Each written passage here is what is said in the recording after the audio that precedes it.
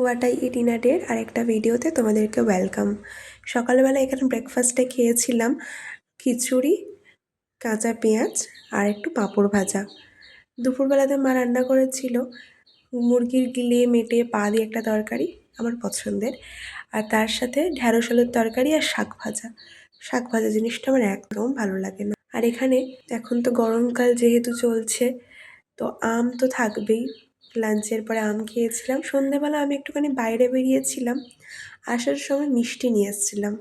আমাদের বাড়ির সকলের মিষ্টি খুব পছন্দ, আর আমাকে কেউ কখনো যদি ইমপ্রেসও করতে চায় না, আমাকে প্রচুর পরিমাণে মিষ্টি খাওয়াতে হবে তাকে।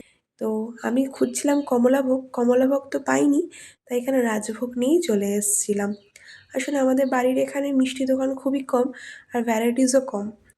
বলতে গেলে মিষ্টি একদিন দুদিন ধরে ধরে বিক্রি হয়। রাত্রেবেলা আমার একটু অন্য কিছু খেতে ইচ্ছা করছিল, তো মা এখানে এগরোল বানিয়ে দিয়েছিল। বাড়ির এগরোল না বাইরে থেকে কিনে আনা বোঝাই যাচ্ছিল না। কিন্তু আজকের ভিডিওটা এই পর্যন্ত, তোমাদের কেমন লাগলো জানিও। দেখা হচ্ছে পরের ভিডিওতে। বাই।